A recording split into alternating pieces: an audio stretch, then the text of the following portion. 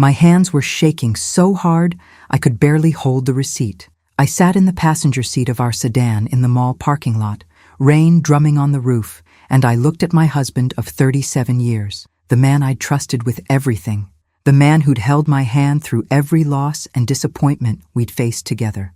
"Jhon, can we talk in the car?" Those were the words I'd practiced all morning while folding laundry and pretending my world wasn't crumbling. But now that he was beside me, his face already draining of color as I unfolded that single piece of paper, I realized I didn't need to say much at all. The receipt said everything. Tiffany & Co., $14,000. Purchased 3 days after we buried his mother. The date was printed right there in small black letters, November 9th. I remembered that day. I'd been in the kitchen washing casserole dishes that neighbors had brought to the house, my hands red and raw from hot water, crying quietly while the faucet ran. Jhon had told me he was going to help his sister Lauren with some paperwork at the bank. Something about accessing their mother's safe deposit box. He'd kissed my forehead and said he'd be back in an hour. He was gone for 4. And the name on the account? Not mine. Lauren Evans, his younger sister, 32 years old. The woman who had sobbed in my arms at the funeral, mascara running down her cheeks, telling me she didn't know how she'd go on without her mom. The woman I'd driven to doctor's appointments when their mother got too weak to drive herself. The woman I'd included in every holiday dinner and birthday celebration because family mattered to me, even when my own family was gone. Why does a man spend $14,000 on jewelry for his sister during a week of mourning? Why does he use a credit card I've never seen before, one that doesn't show up in our joint account statements? And why, when I asked him that morning where he'd been the afternoon of the wake, after everyone had left and the house was finally quiet, did he look me straight in the eye and say he'd been alone at the bank handling estate paperwork? I'd believed him. I'd hugged him and told him I was proud of how strong he was being. I'd made him tea and sat with him in silence because I thought that's what he needed. John's mouth opened. No sound came out. His fingers gripped the steering wheel even though the engine wasn't running, knuckles going white. The rain got louder, hammering the windshield in waves. I could hear my own heartbeat in my ears, a dull thud that seemed to echo in the small space. I didn't cry. I'd done all my crying the night before when I found the receipt folded inside his jacket pocket while I was taking clothes to the dry cleaner, the blazer he'd worn to the funeral. I'd been trying to be helpful, trying to take care of the small tasks so he could focus on his grief. I'd found a piece of paper tucked in the inner pocket and unfolded it without thinking. I'd cried in the laundry room with the dryer running so he wouldn't hear me. I'd cried until my ribs ached and my eyes swelled and I couldn't catch my breath. I'd sat on the cold tile floor with my back against the washing machine and stared at that receipt until the words blurred. Platinum bracelet, engraved, personalized message. I'd cried for the life I thought I had, for the man I thought I knew, for the 37 years that suddenly felt like a lie I'd been telling myself. But sitting there in that car, I felt something colder. Something that didn't shake or beg or hope for an explanation that would make sense. I felt certainty, that sharp, clear certainty that comes when all the pieces finally click into place and you realize you've been looking at the picture wrong the entire time. He finally spoke. His voice came out hoarse, barely above a whisper. "Amanda, I can explain." But I didn't let him finish. I said, "Jhon, I need you to understand something before you say another word." "I know." I pulled out my phone. My reading glasses were still in my purse, and I had to squint at the screen. But I'd taken photos of everything. The credit card statement I found in his glove compartment this morning after he left for his Saturday run. The one that showed a payment plan he'd opened 2 years ago. 2 years. A line of credit I never knew existed, with a balance that made my stomach turn. Charges at hotels I'd never heard of. Restaurants in the next county. Places with names like the Riverside Inn and Bella Vista. A weekend spa package at a resort in the mountains. Flowers delivered on Valentine's Day last year. The day he told me he forgot and promised to make it up to me later. He never did. All of it during the months his mother was dying, while I was driving her to chemotherapy appointments and sitting with her during dialysis and holding her hand when she couldn't sleep. All of it with Lauren's name on the reservation confirmations he'd saved in his email. Yes, I'd looked. I'd logged into the account we were supposed to share, the Gmail we'd set up together 10 years ago when we finally got smartphones. I'd found a second account I didn't know he had. a secret inbox with hundreds of messages. I'd read them all, every single one. I'd sat at the kitchen table at 5 in the morning with my coffee getting cold and read 2 years of planning and promises and lies. If you're enjoying this story, hit that subscribe button, drop a like, and tell me where you're watching from. Just a reminder, this is a fictional dramatization for entertainment only. It's not professional legal, medical, or financial advice. Viewer discretion is advised. Enjoy the rest of the video. Jhon and I bought our first house in the spring of 1989. I was 22 years old and so scared I could barely sign the mortgage papers. My hand cramped halfway through and I had to stop and shake it out. The loan officer had smiled and said that was normal, that buying a house was the biggest commitment most people ever made. I'd looked at Jhon sitting beside me, 29 years old, with his hair still dark and his smile still easy, and I'd thought, no, marrying him was the biggest commitment I ever made. The house is just wood and nails. It was a small ranch-style place in a suburb 40 minutes outside the city, with a yard big enough for the kids we hoped we'd have and a mortgage that terrified us both. The interest rate was 11%. We'd be paying for 30 years. 30 years felt like forever. Now it feels like it went by in a breath. We furnished it with hand-me-downs from his mother's attic and my parents' garage, a couch with sunken cushions, a kitchen table with mismatched chairs, a bed frame that squeaked every time we moved. I remember the weekend we painted the kitchen yellow because we couldn't afford new cabinets and I wanted it to feel like sunshine, like hope. Jhon worked double shifts that summer as a machine operator at the manufacturing plant on the edge of town.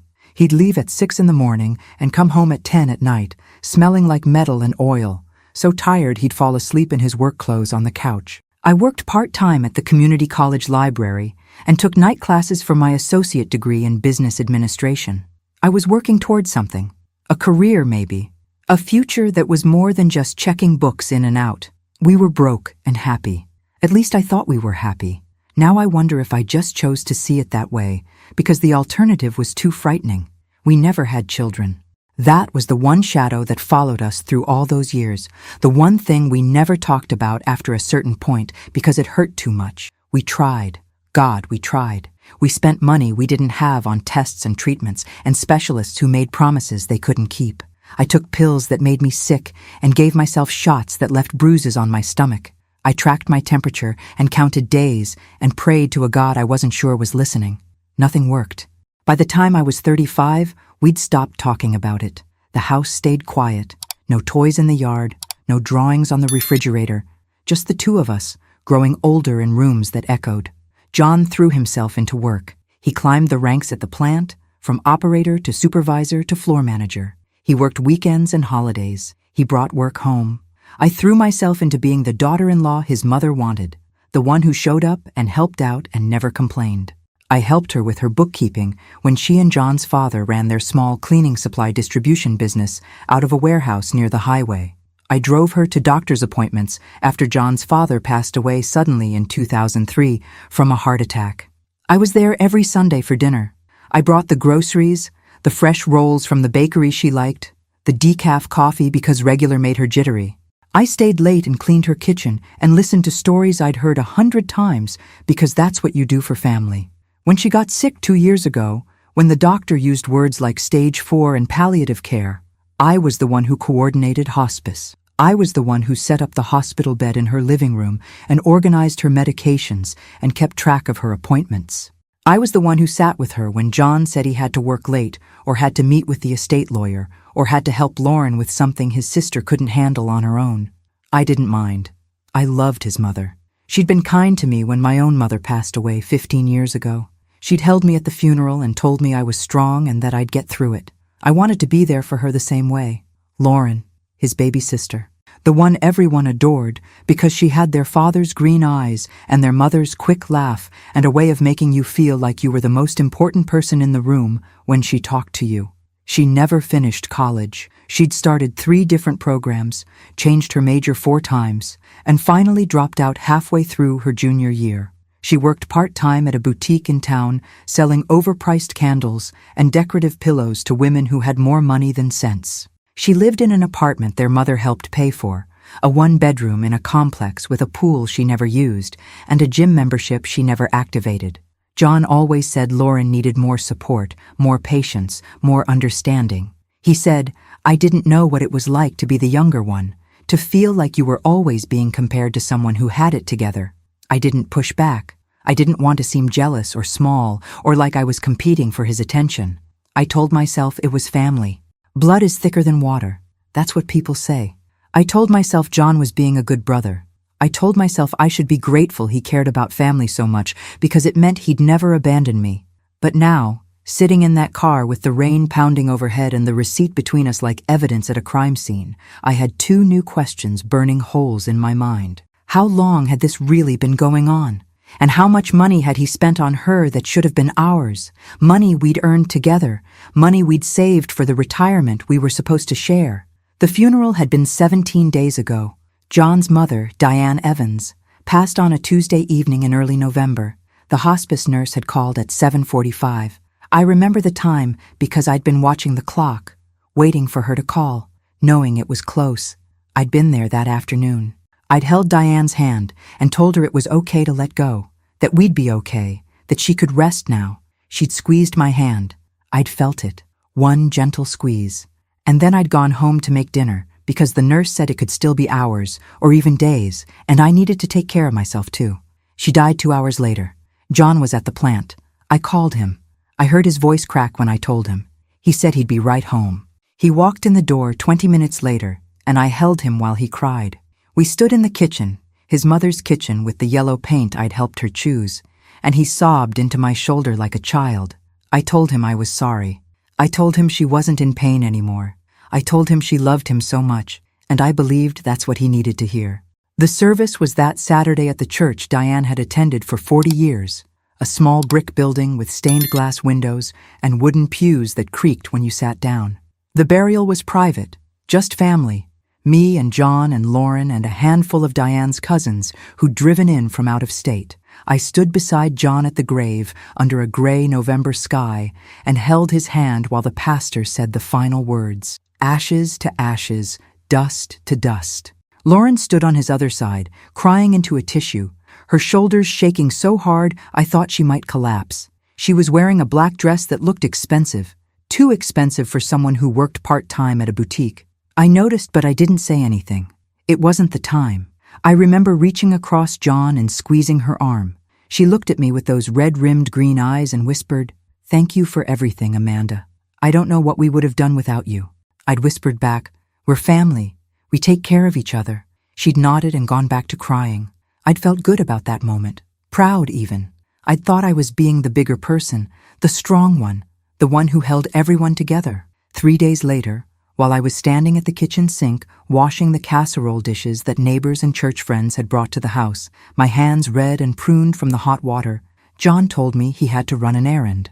He said Lauren needed help with some paperwork at the bank, something about accessing their mother's safe deposit box. The bank required 2 family members present to open it, some security protocol. He said he'd be back in an hour, 2 at most. He kissed my forehead, the same forehead he'd kissed 1,000 times before. He said, "Thanks for holding everything together.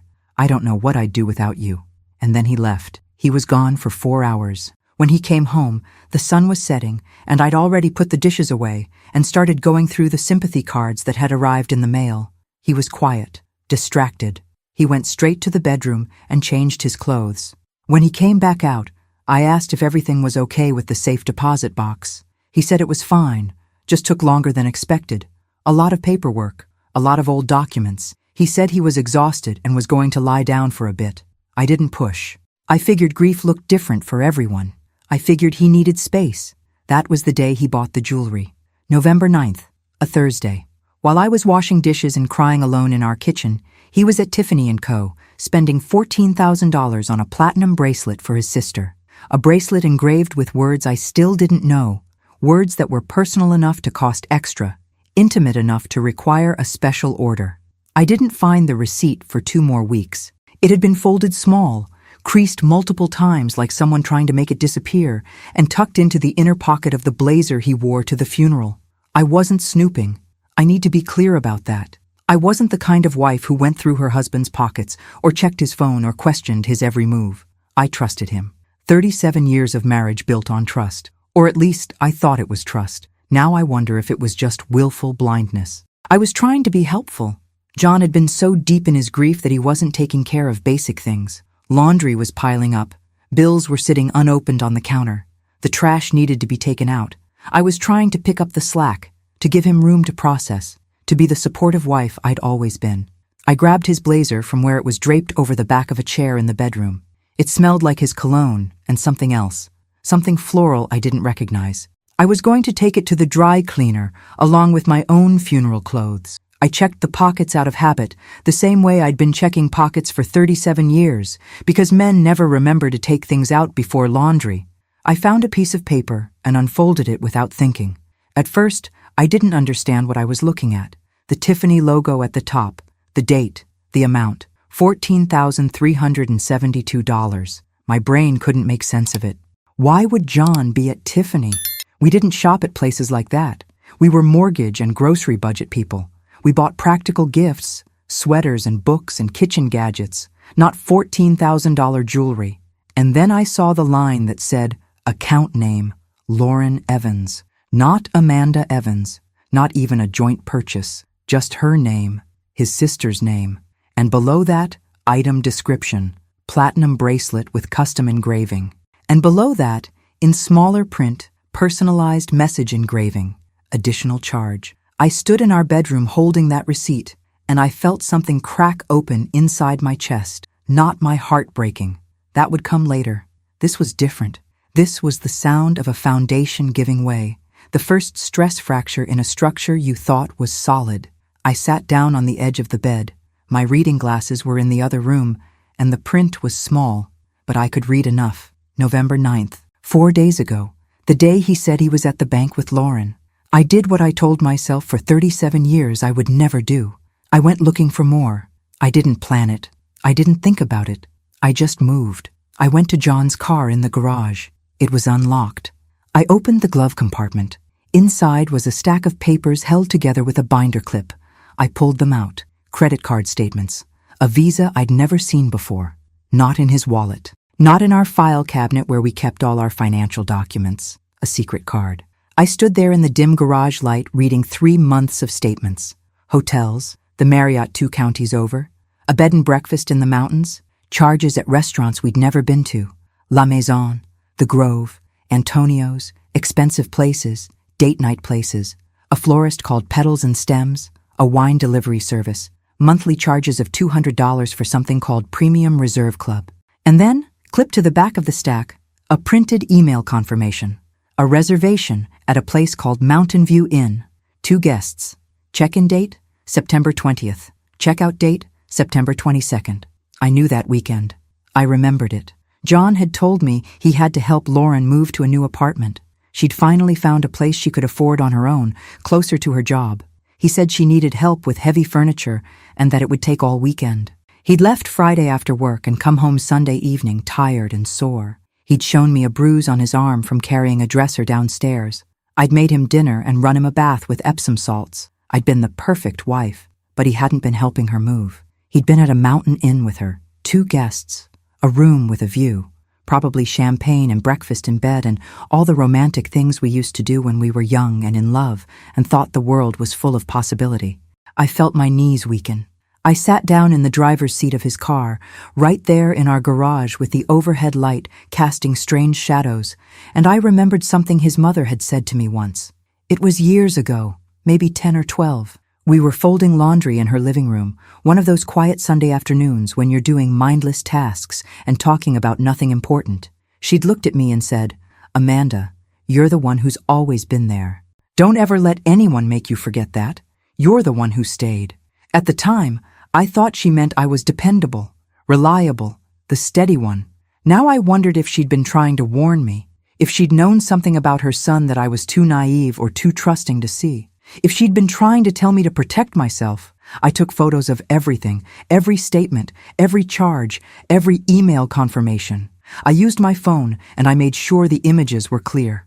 I didn't know why I was doing it. I didn't have a plan. I just knew I needed evidence. I needed proof that I wasn't crazy, that this was real, that my gut feeling was more than paranoia or insecurity or a wife's jealous imagination. Then I put everything back exactly where I'd found it.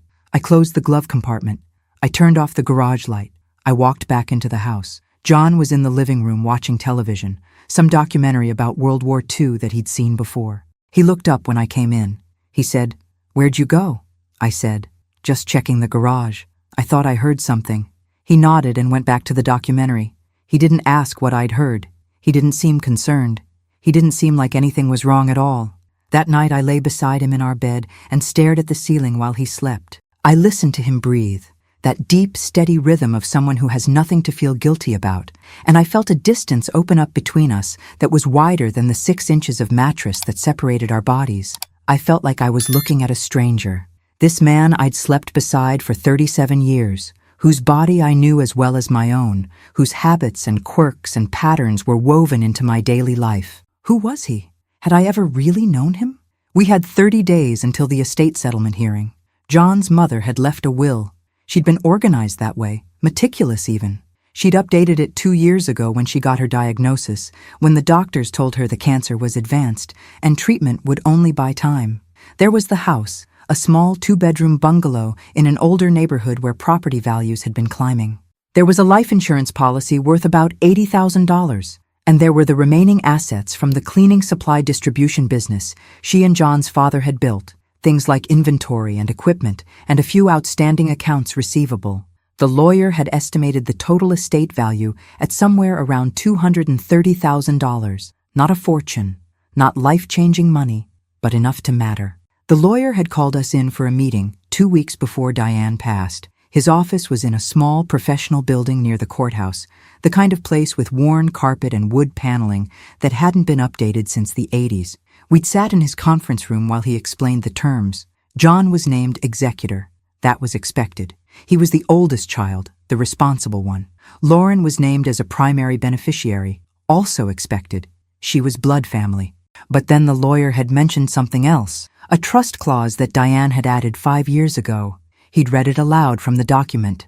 "In the event that my son, Jhon Evans, is married at the time of my death, I bequeath 25% of my estate to his spouse, Amanda Evans, in recognition of her years of faithful service to our family and to ensure her financial security.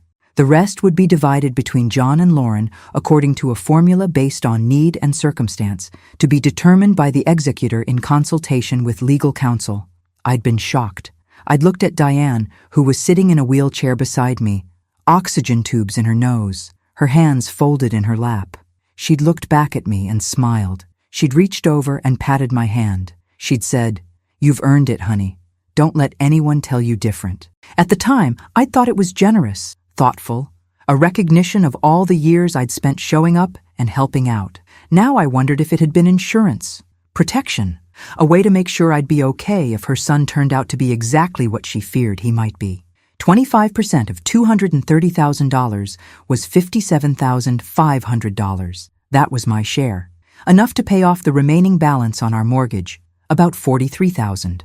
Enough to have some left over for repairs the house needed, a new roof and new gutters, and the foundation work we'd been putting off. Enough to finally build the retirement savings we'd been too strapped to prioritize. It wasn't a fortune, but it was security. It was breathing room. It was the first time in my entire adult life that I'd have money that was mine, that had my name on it, that nobody could take away. But sitting in that car in the rain with the Tiffany receipt between us, I realized Jhon might have been planning something else entirely. Because in that stack of papers I'd found in his office the night before, after he'd gone to bed, and I'd crept downstairs in my nightgown with my heart pounding, I'd seen another document, a draft proposal for estate distribution. It was on legal letterhead from the same lawyer who'd read us the will, and it showed a different split. Lauren, 60%. Jhon, 40%. Amanda Evans, 0. There was a handwritten note clipped to it, just a yellow sticky note, but the words were clear. Per our discussion, revised distribution plan to reflect updated family circumstances and executor discretion. Ready to file upon your approval. It was dated November 15th, 6 days after the funeral, 3 days after he bought the bracelet. I'd taken photos of that too. My hands had been shaking so hard I had to brace my phone against the desk to keep the image from blurring. Then, I'd put everything back exactly as I'd found it, turned off the desk lamp and gone back upstairs. I'd climbed into bed beside my husband and pulled the covers up to my chin and felt my whole body vibrate with rage and heartbreak and something else I couldn't name. Now in the car, I watched his face drain of color as the truth settled over him. I said, "The hearing is in 30 days. I need you to tell me right now if you've been planning to cut me out of your mother's will." His mouth opened and closed. No sound came out. I said, "I found the paperwork, Jhon. The draft distribution plan. The one where Lauren gets 60% and I get nothing." He closed his eyes. His hands were still gripping the steering wheel. Rain kept falling. I said, "Did you really think I wouldn't find out? Did you think I'd just sign whatever papers you put in front of me and smile and walk away?" He opened his eyes. He said, "Amanda, it's not like that." I said, "Then what is it like? Explain it to me. Right now. Make me understand how you could do this." He didn't answer. He just sat there looking trapped, looking guilty. And I realized in that moment that he had no good answer. There was no explanation that would make this okay. No story that would turn betrayal into something innocent. He'd been caught, and he knew it. I opened the car door. Rain immediately soaked my coat, cold drops hitting my face and hands. I heard Jhon call my name, but I didn't stop. I walked across the parking lot to my own car, the sedan we'd bought used 3 years ago. I got in. I locked the doors. I started the engine. And I drove away from him, leaving him sitting alone in his car in the rain with that receipt on the passenger seat beside him. I drove to a coffee shop on the other side of town, a place we never went to, and I sat in a corner booth with a cup of tea I didn't drink and tried to figure out what to do next. My phone buzzed with text messages. "Jhon, Amanda, please come home. We need to talk. Amanda, I can explain everything. Amanda, don't do this." I turned my phone face down on the table and stared out the window at the gray afternoon. A young couple came in, laughing and shaking rain out of their hair. They ordered at the counter and sat 2 tables away from me. The woman said something and the man laughed and reached across the table to take her hand. They looked so happy, so uncomplicated. I wondered if they had secrets. I wondered if in 20 years one of them would find a receipt that would shatter everything they thought they knew about each other. I thought about going home. I thought about confronting Jhon properly, sitting him down at the kitchen table and demanding the whole truth. I thought about calling Lauren and asking her to explain herself. I thought about calling the lawyer and asking if what Jhon was planning was even legal. But mostly I thought about driving. Just getting back in my car and driving until I ran out of gas or road or courage. Instead, I called my cousin Rachel. She was the only family I had left on my side. My parents were both gone. I had no siblings. Rachel was my mother's sister's daughter, 3 years younger than me, living 2 hours north in a college town where she worked as a school counselor.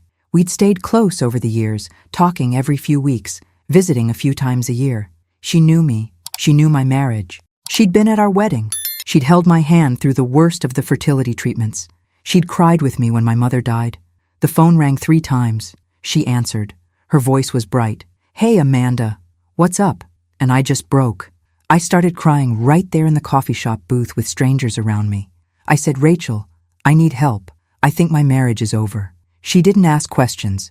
She didn't tell me to calm down or think rationally or give it time. She just said, "Where are you?" I told her. She said, "Stay there. I'm going to text you a name and a phone number. She's a lawyer. She's good. She helped my coworker through a terrible divorce last year. Call her right now, today. Don't wait." I said, "It's Sunday." She said, "Call anyway, leave a message, tell her I referred you, tell her it's urgent." "And Amanda?" I said, "Yeah?" She said, "Whatever's happening, you're going to get through it. You're stronger than you think." I hung up. My phone buzzed with a text. A name, Patricia Brennan, attorney at law. A phone number with a local area code. A brief message from Rachel. She specializes in family law and estate disputes. She doesn't mess around. You can trust her. I called the number. It went to voicemail. A professional recording. "You've reached the law office of Patricia Brennan. Please leave a message with your name, number, and a brief description of your legal matter, and someone will return your call within 1 business day." I almost hung up, but then I thought about that receipt, about the $14,000, about the draft distribution plan that cut me out of an inheritance I'd earned through years of showing up and caring and being the one who stayed. I said, "My name is Amanda Evans. My cousin Rachel referred me. I need help with an estate dispute. My husband is trying to cut me out of his mother's will, and I think he's been having an affair with his sister. I have evidence. I need to know what my rights are. Please call me back as soon as possible." Then I left my number and hung up. I sat there for another hour. I watched the rain. I watched people come and go. I finished my tea. It was lukewarm and bitter. Eventually, I knew I had to go home. I couldn't sit in a coffee shop forever. I had to face this. I had to figure out what came next. When I got home, John's car was in the driveway. The house lights were on. I sat in my car for a full 5 minutes, gathering courage before I finally went inside. Jhon was in the living room. He stood up when I walked in. His eyes were red. He'd been crying. He said, "Amanda, I'm so sorry. Please let me explain." I said, "I don't want to hear it tonight. I'm exhausted. I need space." He said, "Please don't shut me out." I said, "You shut me out 2 years ago when you started lying to me. You shut me out when you decided your sister was more important than your wife. You shut me out when you planned to steal my inheritance. So don't talk to me about shutting people out." He flinched like I'd hit him. I walked past him to the bedroom. I pulled my suitcase out of the closet. Not a big one, just the carry-on size. He followed me to the doorway. He said, "What are you doing?"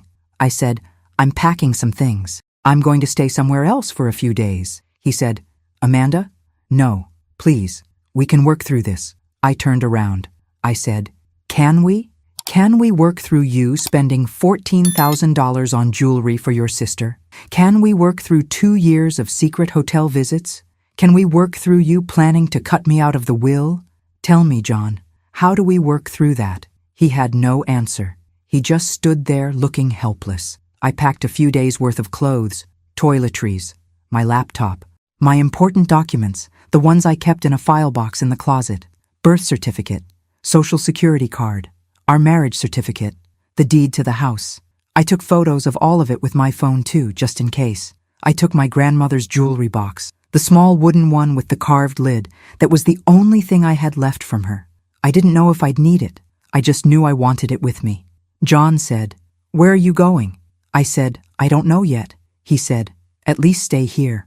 I'll sleep in the guest room. We don't have to talk. Just don't leave." I looked at him. I said, "Why? What difference does it make where I sleep?" He said, "Because if you leave, people will know something's wrong. They'll ask questions." I stared at him. I said, "So this is about appearances? About what the neighbors think?" He said, "It's about us, about protecting what we have." I said, "Jhon, we don't have anything left to protect." I carried my suitcase to the front door. He followed me. He said, "Amanda, please, I love you." I turned around one more time. I said, "Do you?" Because I'm not sure you know what that word means. Love isn't secret credit cards. Love isn't lying to your wife while she's caring for your dying mother. Love isn't planning to rob her of the one thing that would give her security. So don't tell me you love me. Show me. Prove it. Undo what you've done. I walked out the door and didn't look back. I drove to a budget motel off the highway, the kind with weekly rates and a flickering neon sign that said, "Vacancy." I checked in. The room was small and smelled like cigarettes and industrial cleaner, but it was clean enough. I locked the door. I sat on the edge of the bed, and I finally let myself fall apart. I cried until I couldn't breathe. I cried until my head pounded and my eyes swelled shut. I cried for the marriage I thought I had. I cried for the man I thought I'd married. I cried for 37 years of trust that turned out to be built on sand. I cried for all the nights I'd slept beside him, thinking we were partners, thinking we were in this together, thinking we were growing old the way we'd promised we would on our wedding day. And then, when I couldn't cry anymore, I got angry. Not the hot flash of temper that burns out quickly, the cold, steady anger that hardens into resolve, the kind that makes you stop asking why they hurt you and start asking what you're going to do about it. I'd spent my whole life being the good wife, the understanding one, the one who didn't make waves or ask for too much or demand to be seen. I'd been invisible in my own marriage, and I was done. My phone rang. A number I didn't recognize. I almost didn't answer, but something made me pick up. I said, "Hello?" A woman's voice, clear and professional. "Mrs. Evans? This is Patricia Brennan. I got your message. I'm so sorry you're going through this. I know it's Sunday evening, but I wanted to reach out. Can you talk?" I said, "Yes. Thank you for calling." She said, "Tell me what's going on." I told her everything. The receipt, the credit card statements, the hotels and restaurants, the draft distribution plan that cut me out of the will, The trust clause Diane had put in 5 years ago, the affair with Lauren. I talked for 20 minutes straight. She listened without interrupting. When I finished, there was a long pause. Then she said, "Mrs. Evans, I'm going to be very direct with you. What your husband has done is legally complex. The affair itself, while morally reprehensible, isn't grounds to contest the estate distribution unless you can prove it influenced his decisions as executor. The spending on his sister, again, is not illegal unless it came from joint marital assets or created debt that affects you. But the trust clause is different. If his mother explicitly left you 25% of the estate, and if your husband is attempting to override that as executor, that's potentially actionable. That could be breach of fiduciary duty. That could be grounds for removing him as executor and enforcing the original will terms." I said, "Can he do that? Can he just change what his mother wanted?" She said, "Not easily, but he can try. Executors have some discretion in interpreting will language, especially if there are clauses about need or circumstance. But if the trust clause explicitly names you and specifies a percentage, he'd have a hard time justifying excluding you entirely. The question is, how much fight do you have in you? Because this won't be quick or easy.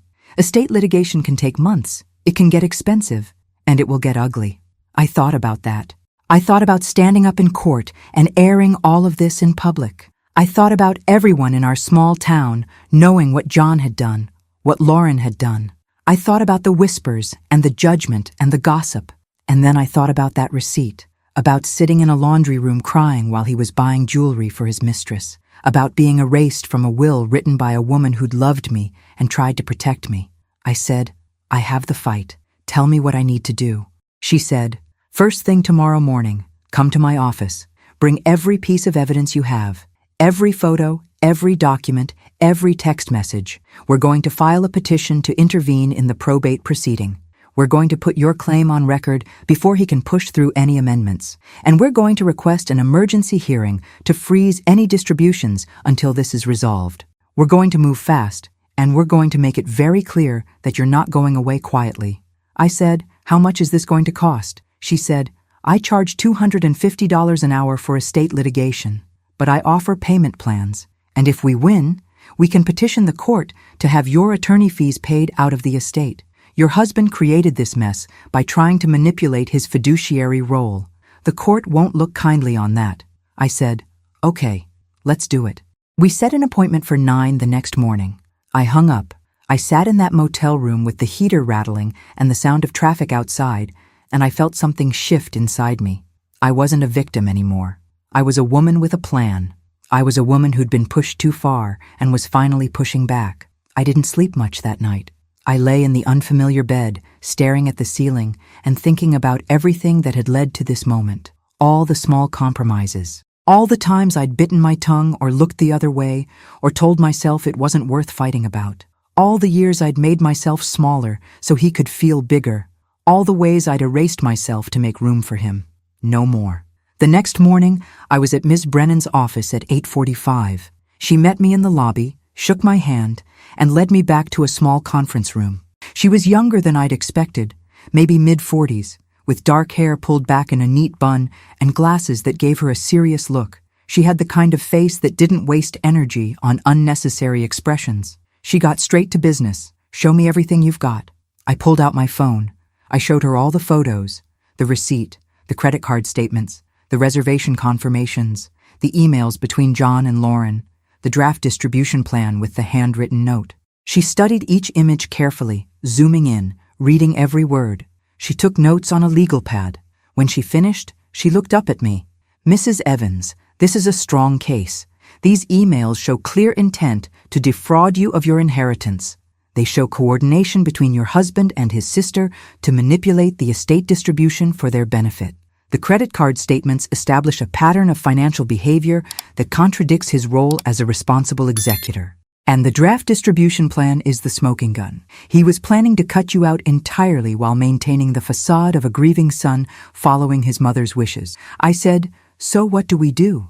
She said, "We file a petition this afternoon. We're going to request 3 things. First, that you be formally recognized as a beneficiary with standing to participate in all probate proceedings. Second, that the court freeze any estate distributions until your claim is resolved. Third, that Jhon be removed as executor and replaced with a neutral third party, either a professional fiduciary or the county public administrator.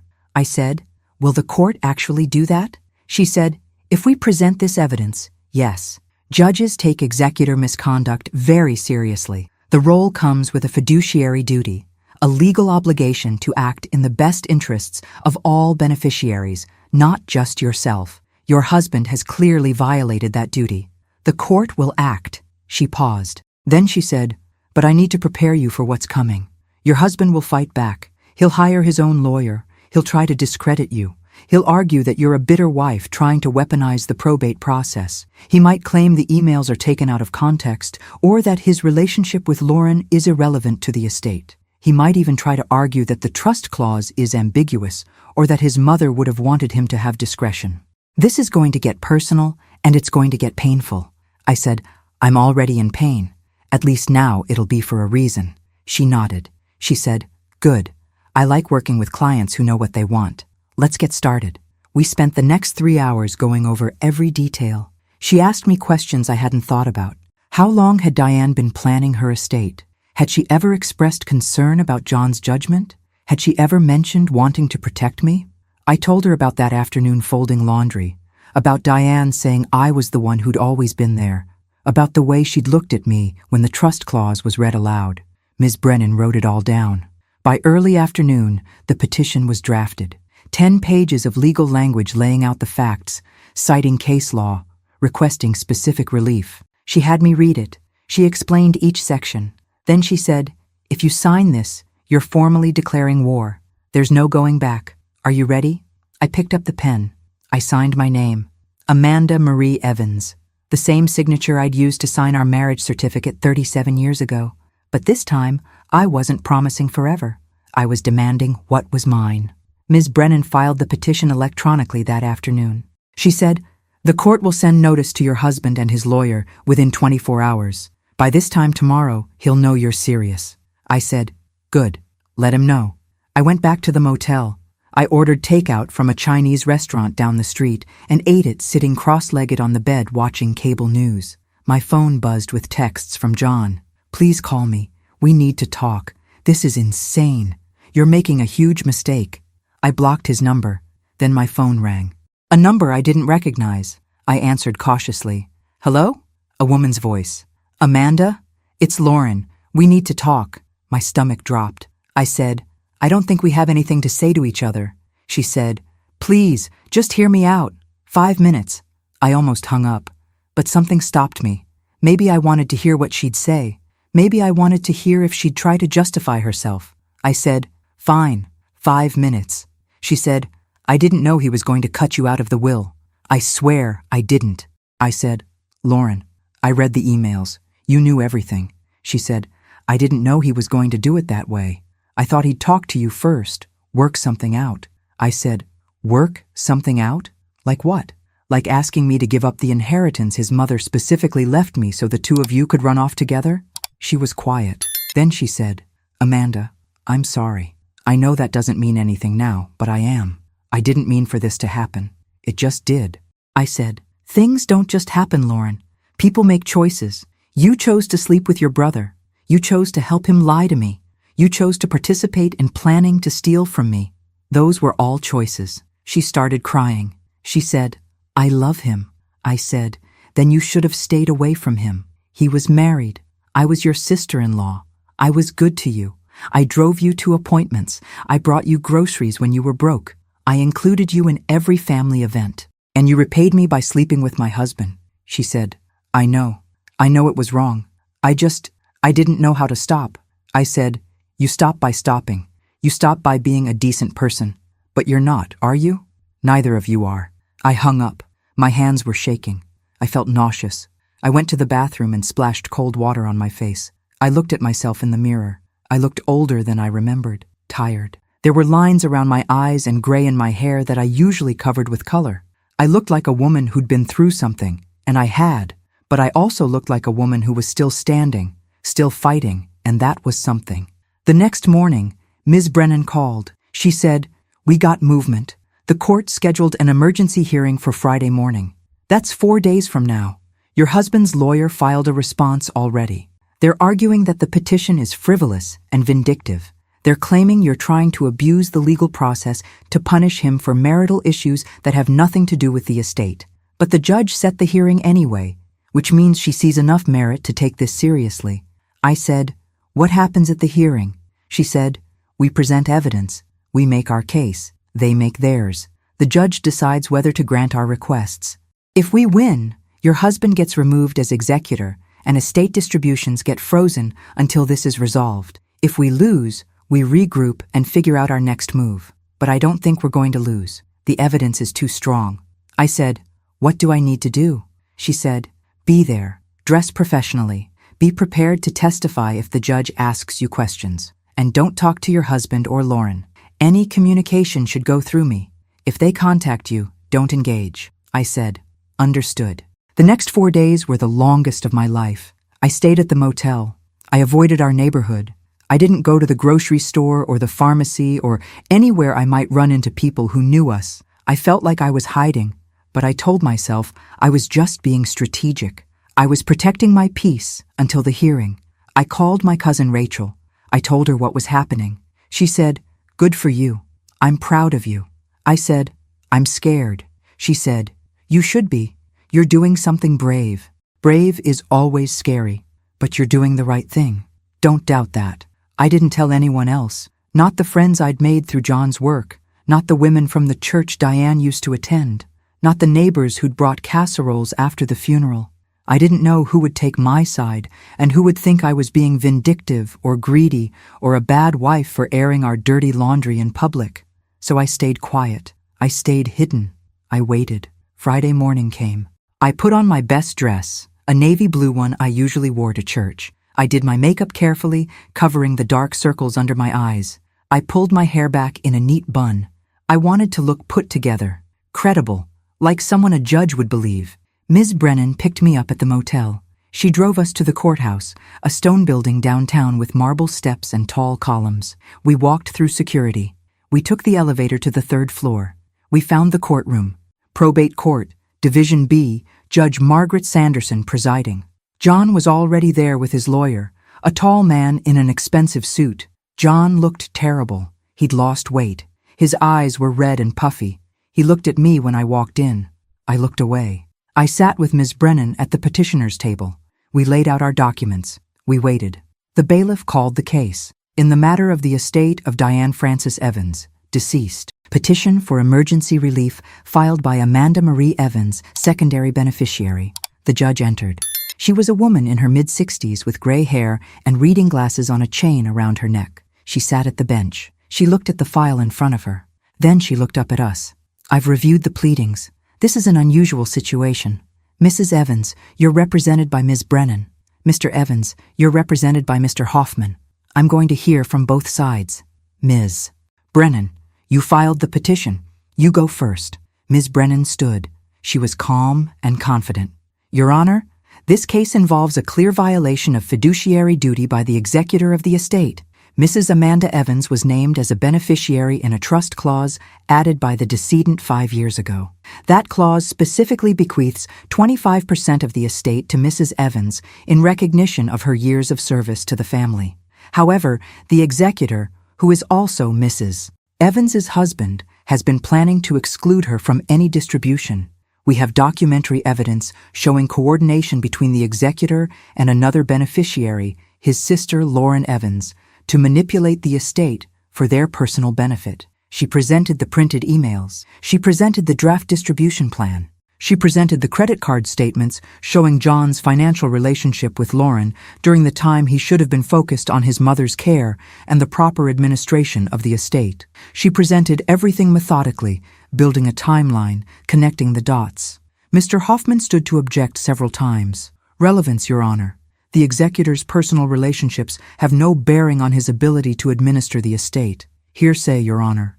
These emails were obtained without permission. Improper characterization, Your Honor. My client's financial decisions are his own business. The judge overruled most of the objections. She said, "Counselor, when an executor's personal relationships directly influence his decisions regarding estate distribution, they become relevant. When an executor plans to exclude a named beneficiary for reasons that appear to be personal rather than legal, that's a problem. I'm going to allow this evidence." Ms. Brennan finished her presentation. She said, "Your Honor, we're asking the court to remove Mr. Evans as executor, to freeze all estate distributions, and to enforce the original trust terms. The decedent's intent was clear. Mrs. Amanda Evans was to receive 25% of the estate. That intent is being undermined by an executor who has a conflict of interest. We ask the court to protect Mrs. Evans's rights." The judge looked at Mr. Hoffman. "Your turn." He stood. He was smooth and polished. "Your Honor, this is a marital dispute masquerading as an estate issue. Mrs. Evans is upset about her husband's personal choices, and she's using the probate court to punish him. The emails she's presented are private communications that have been taken out of context. My client has every right to exercise discretion as executor in determining how to distribute estate assets in accordance with the decedent's wishes and the needs of the beneficiaries." He argued that the trust clause was ambiguous, that the phrase "years of faithful service" could be interpreted in different ways, that the 25% was a guideline rather than a mandate. He argued that Jhon had been a devoted son and a responsible executor, and that removing him would be unjust and disruptive. The judge listened. When he finished, she said, "Mr. Hoffman, I've read the trust clause. It's not ambiguous. It says, in plain language, I bequeath 25% of my estate to Amanda Evans. There's no language suggesting discretion or contingency. The only condition is that she be married to my son at the time of my death." "Mr. Hoffman, was Mrs. Evans married to your client when the decedent passed?" He said, "Yes, Your Honor, but their marriage was deteriorating and the decedent may not have—" The judge held up her hand. She said, "The decedent's intent is determined by what she wrote in her will, not by speculation about what she might have felt." She turned to Jhon. "Mr. Evans, stand up." Jhon stood. He looked nervous. The judge said, "Did you write this draft distribution plan?" She held up the document. "Did you plan to exclude your wife from receiving the 25% your mother left her?" Jhon hesitated. Then he said, "Your Honor, I thought it would be fair to consolidate the estate and divide it differently given changed circumstances." The judge said, "What changed circumstances?" Jhon said, "My relationship with my wife had deteriorated." The judge said, "That's not a changed circumstance that gives you the right to override your mother's explicit instructions. You're not the beneficiary of this will, Mr. Evans. You're the executor.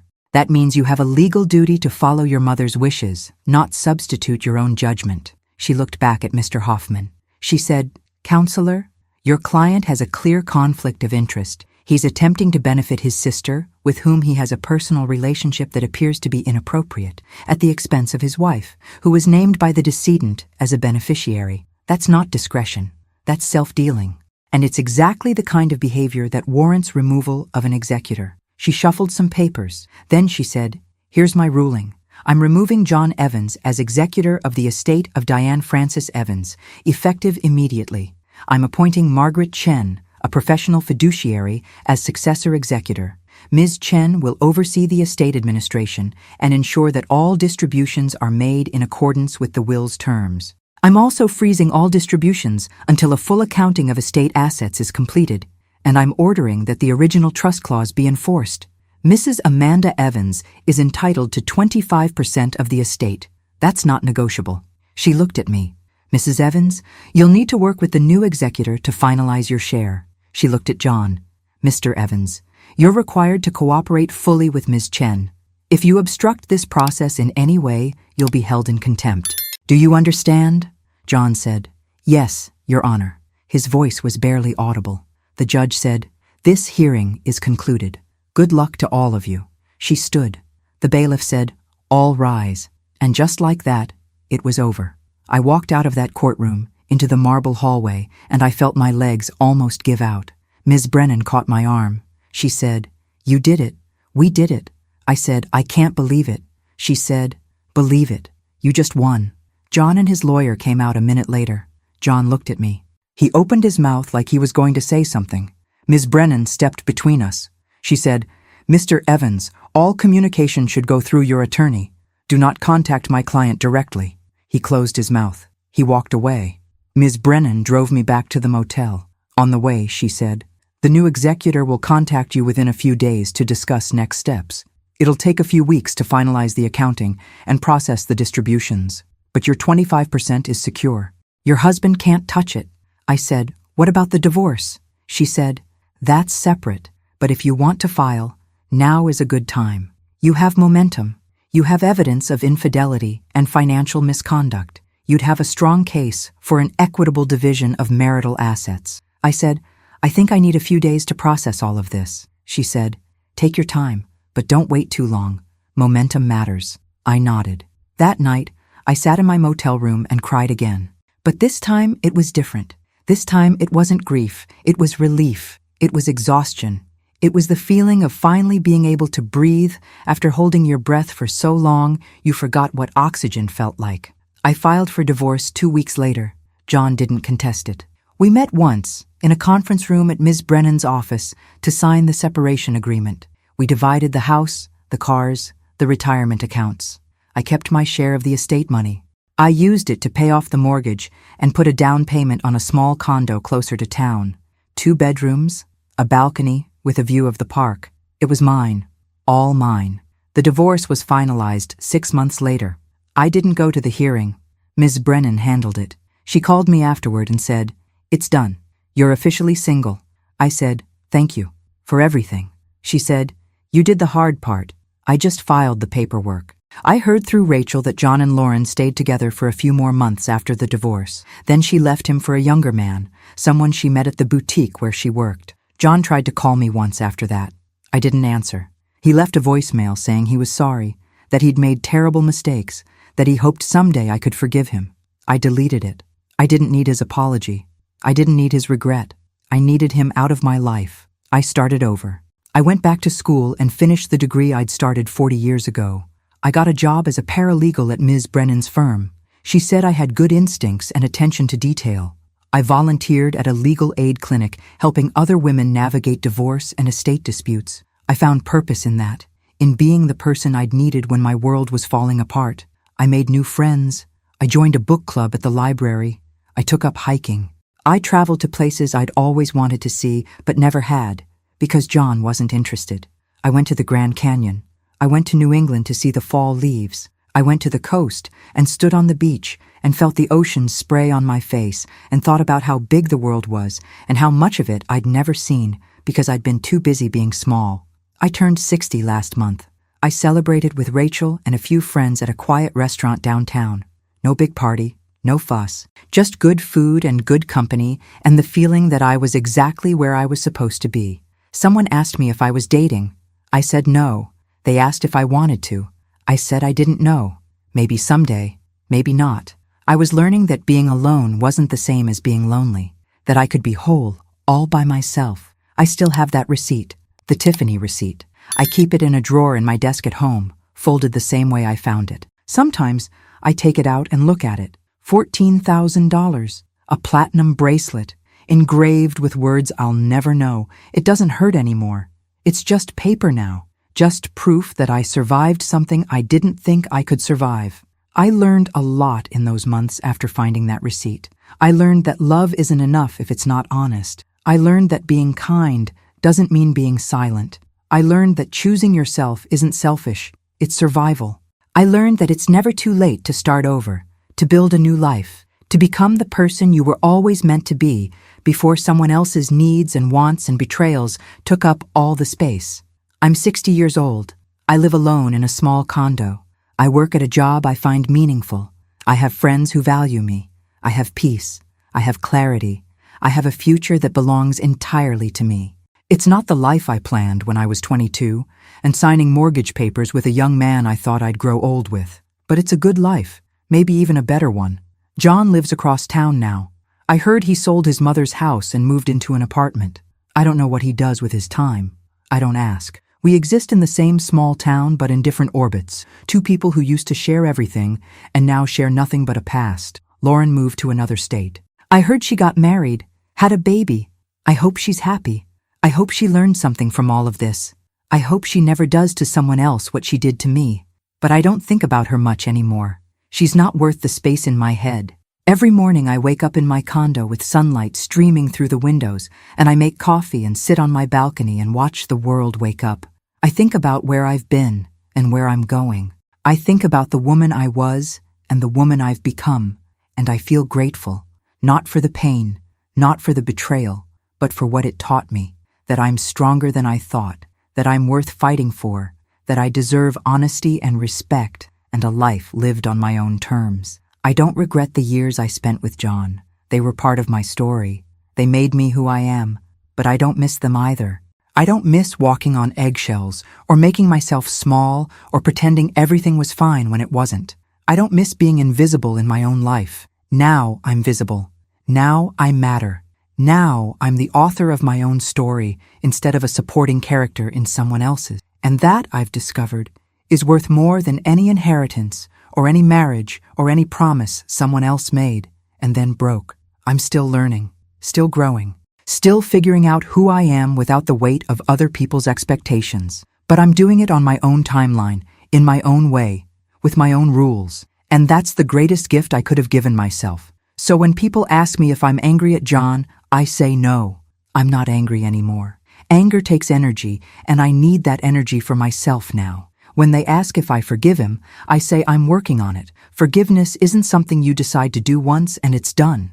It's something you practice, a little bit every day, until one day you realize the weight you've been carrying is gone, and you can't remember exactly when you put it down. And when they ask if I'd do it differently, if I'd go back and save my marriage somehow, I say no, without hesitation. Because that receipt in my drawer, that $14,000 piece of paper, that's what set me free. It hurt. God, it hurt. But it opened my eyes. It made me see what I'd been refusing to see for years. And it gave me the courage to walk away from a life that was suffocating me and build a new one that lets me breathe. I'm 60 years old and I'm just getting started. I'm learning Italian. I'm planning a trip to Europe next spring. I'm thinking about writing a book. Maybe about my experience, maybe to help other women who find themselves in similar situations. I'm thinking about the future with excitement instead of dread, and that, right there, is everything. So here's what I want you to know. If you're listening to this, and you're in a situation that feels impossible, a marriage that's breaking you, a relationship where you've lost yourself, you're stronger than you think, you're worth more than you've been told, and it's never too late to choose yourself, to stand up, to walk away, to start over. It will be hard, it will hurt, but on the other side of that pain is a life that's truly yours, and that's worth fighting for. Thanks for watching until the end. If this story touched you, please subscribe and give this video a thumbs up. As a final reminder, this was a fictional dramatization for entertainment purposes only and does not constitute legal, medical, or financial advice. I'd love to hear your thoughts in the comments. I'll see you in the next story.